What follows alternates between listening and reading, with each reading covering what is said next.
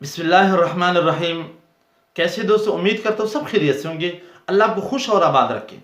دوستو، کمیشن کے چاہے ٹیسٹ ہوں، چاہے وہ اس کے انٹرویوز ہوں، یا ایٹا کے ٹیسٹ ہوں، انٹرویوز ہوں، غزوات کا جو سوال ہے وہ گویا انٹرویوز اور ٹیسٹ کا ایک لازمی جز ہے اور لازمی ہوتا ہے. مثال کے طور پر کچھ عرصہ پہلے کمیشن کے انٹرویوز اور ٹیسٹ گزرے، اس میں سوال آیا تھا غزوات کسے کہتے ہیں. دوسرا سوال یہ آیا تھا کہ غزوہ موتا کو غزوہ کیوں کہا جاتا ہے، حالانکہ اس میں اللہ کے نبی نہیں تھے. پھر تیسرا سوال آیا تھا کہ غزوہ ہند کو غزوہ کیوں کہا جاتا ہے، حالانکہ اس وقت اللہ کے نبی نہیں ہوں گے. پھر اگلا کویسچن بھی اس میں آیا تھا کہ غزوہ خیبر میں اللہ کے نبی نے باغات کو جلایا تھا، حالانکہ غزوات میں اللہ کے نبی کا رول تھا کہ اس میں بچوں کو، بوڑھوں کو، عورتوں کو، باغات کو، زمینوں کو نقصان نہیں پہنچانا ہے. تو غزوات کے متعلق سوال، کمیشن اور جتنے بھی ٹیسٹ کے بڑے بڑے ادارے ہیں وہ لازمی جز ہیں. میں آج کے اس سیشن میں آپ سے غزوات کے متعلق مکمل تفصیل ذکر کرنے والا ہوں. انشاءاللہ یہ سارے آپ کے جوابات بھی اس میں حل ہو جائیں گے، اور باقی جتنے بھی آپ سے سوالات ہوں انشاءاللہ آپ کنفیوز نہیں ہوں گے. البتہ اگر پھر بھی آپ کو ان کی جوابات سمجھ نہ آئے ہوں تو میں پھر آخر میں ان کا جواب بھی دے دیتا ہوں. اچھا دوستو، میں ترتیب وار آپ سے یہ کلاس لوں گا. نمبر 1، غزوات اور سریہ کسے کہتے ہیں. نمبر 2، غزوات اور سریہ کا مقصد. نمبر 3، تاریخی پس منظر. اور نمبر 4، غزوات سریہ کی جو تعداد ہے اور اس میں جو راج قول ہے وہ کیا ہے. تو سٹارٹ کرتے ہیں. اور دوستو آپ سے گزارش بھی ہے کہ اگر آپ کو اچھا لگے تو آپ سبسکرائب بھی کر دینا، شیئر بھی کر دینا. ظاہر بات ہے اچھا لگے گا تو کریں گے. اور دوسری بات، اگر آپ کو مزید ویڈیوز چاہیے ہوں تو میں نے نیچے ڈسکرپشن میں لنک دیے ہوئے ہیں، آپ وہاں جا کر آپ مزید ویڈیوز سے فائدہ لے سکتے ہیں. تو سٹارٹ کرتے ہیں. پہلے نمبر پر غزوہ اور سریہ کسے کہتے ہیں. غزوہ یا غزوات یا مغازی، یہ سارے الفاظ استعمال ہوتے ہیں. اس کا معنی ہوتا ہے ارادہ کرنا، قصد کرنا. اور اس کا دوسرا معنی ہوتا ہے جنگ کے لیے جانا، لڑنا، دشمن سے جنگ کرنا. اور غزوہ اس کو کہتے ہیں کہ جس میں اللہ کے نبی بنفس نفیس شریک ہوں، اسے کہتے ہیں غزوہ، اور اس کی جمع آتی ہے غزوات. دوسرا سریہ کسے کہتے ہیں. سریہ کا جو لغوی معنی ہوتا ہے وہ ہوتا ہے رات کو جانا، پوشیدہ سے جانا، رات کے اندھیرے میں جانا، پوشیدہ جانا. اور اس کی وجہ تسمیہ بھی یہی ہے کہ چونکہ سریہ میں جو جانا ہوتا ہے وہ پوشیدہ رکھا جاتا ہے، اس وجہ سے اس کو سریہ کہتے ہیں. اور سریہ کے مفہوم میں یہ بھی داخل ہے کہ سریہ اس لشکر کو کہتے ہیں جو بڑی جماعت کے چھوٹا سا ٹکڑا ہو، اس کی تعداد 5 سے لے کر 300-400 تک، یا 100 سے لے کر 500 تک کی تعداد کو سریہ کہا جاتا ہے. یہ غزوہ اور سریہ کا لغوی معنی. دوسری چیز، غزوات اور سریہ کا جو مقصد ہوتا ہے وہ کیا ہوتا ہے. شریعت میں غزوات کا جو مقصد ہے وہ عام جنگوں سے ہٹ کر ہے. وہ عام جنگ یعنی جیسے دنیاوی جنگیں ہوتی ہیں جس میں اگلے کا ستیہ ناش کر دیا جاتا ہے، اسے نیست و نابود کر دیا جاتا ہے. جنگ عظیم اول، جنگ عظیم دوم آپ کے سامنے ہے. لیکن شریعت میں اور اسلام میں غزوات کا جو طریقہ ہے وہ اسے ہٹ کر ہے. اس میں اگلے کا تمام اسلامی احکامات کی بھرپور پاسداری ہوتی ہے. اس میں بچوں کو کچھ نہیں کہا جاتا، عورتوں کو کچھ نہیں کہا جاتا، بوڑھوں کو کچھ نہیں کہا جاتا، اس طرح مریضوں کو کچھ نہیں کہا جاتا. جنگلات، باغات اور اس کی جو پادری ہوتے ہیں جو عبادت کے لیے بیٹھے ہوتے ہیں، اس کی گرجا ہوتے ہیں، اس کے مساجد ہوتے ہیں، ان سب سے کوئی تعارض نہیں ہوتا. یہ مقصد ہوتا ہے غزوات کا. مقصد غزوات کا ان میں سے کسی کو نقصان نہیں ہوتا، صرف اللہ کے دین کو بلند کرنا ہوتا ہے، سربلندی مقصود ہوتی ہے. تیسرا کویسچن کہ غزوات کا تاریخی پس منظر کیا ہے. یہ سوال بہت ہی اہم ہے اور بار بار آتا ہے، ہر بار آتا ہے. وہ یہ ہے کہ غزوات کا جو تاریخی پس منظر ہے وہ فوری ہے یا تدریجی ہے. تو جواب ہے غزوات کا جو حکم ہے وہ تدریجی ہے. غزوات کا جو حکم نازل ہوا مدنی دور سے سٹارٹ ہوتا ہے، اور اس کا جو پورا جو دور ہے وہ 8 سالہ دور ہے. سن 2 سے لے کر سن 9 ہجری تک 8 سالہ دور. اور سن 2 ہجری میں سب سے زیادہ غزوات ہوتے 8 غزوات ہوتے ہیں. تو تاریخی پس منظر اس کا یہ ہے کہ یہ تدریجی ہے، فوری نہیں ہے۔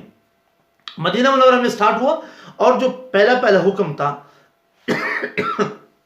تدریجی کا معنی یہی ہوتا ہے کہ اس کا حکم فوری طور پہ نہیں دیا، آہستہ آہستہ، پہلے ایک حکم، پھر دوسرا، پھر تیسرا، پھر چوتھا۔ مثال کے طور پر پہلا حکم یہ تھا کہ اللہ کے نبی آپ خود عمل کریں، تو اللہ کے نبی خود کرتے تھے۔ اس کے بعد دوسرا حکم آیا کہ میرے نبی آپ دوسروں کو سنائیں، قم فانذر، قرآن کریم کی آیت ہے، تو اللہ کے نبی نے اوروں کو سنایا۔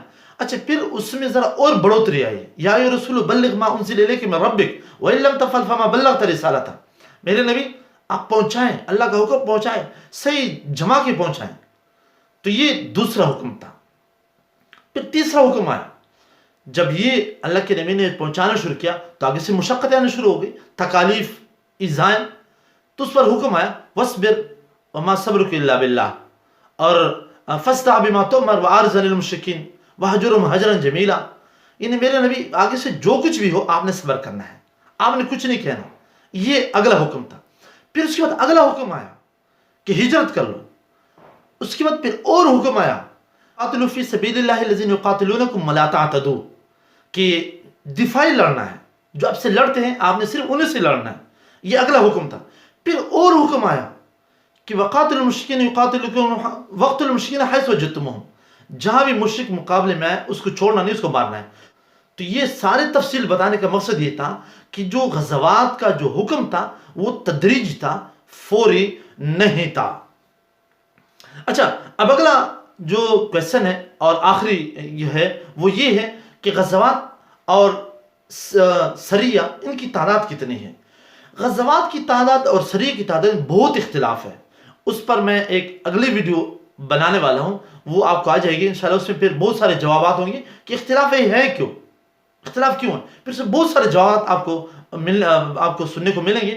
تو انشاءاللہ اس کے لیے آپ اگر کمنٹ میں بتا دیں تو پھر میں اور بھی جلد اس کو اپلوڈ کر دوں گا۔ غزوات کتنے ہیں؟ غزوات کے متعلق 25، 26، 27، 28۔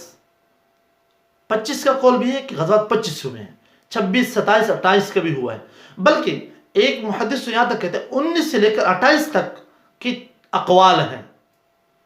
تو یہ جتنے بھی اقوال ہیں یہ ہیں، ہاں ان میں سے جو جنگ ہوئی ہے وہ صرف 9 میں ہو، یہ اتفاقی بات ہے۔ اچھا، پھر ان مختلف اقوال میں جو راجح قول یہ بتا دو آپ کو، وہ ہے 27 غزوات والا۔ کس مثال کے طور پر پوچھ سکتا ہے کمیشن انٹرویو میں کہ 25 غزوات ہوئے ہیں، 26 ہوئے، 27، 28 ہوئے، ظاہر بات ہے پھر آپ کنفیوز ہو جائیں گے۔ تو آپ نے پھر وہاں راجح قول بتانا ہے، اور راجح قول ہے 27 غزوات والا۔ اچھا، اب آتے ہیں سرایہ کی طرف کہ سریہ کی تعداد کتنی ہے۔ تو سرایہ کی تعداد ہے، اس میں بھی اختلاف ہے، 36 کا بھی ہے، 47 کا بھی ہے، 48 کا بھی ہے، اور 56 کا بھی ہے۔ تو اس سارے اختلاف ہیں اس میں تعداد میں بھی، اور اگلے ویڈیو میں یہ بھی بتاؤں گا یہ اس میں بھی اختلاف ہے کیوں۔ اچھا، اس میں یہ بتا دوں کہ اس میں راجح قول کیا ہے۔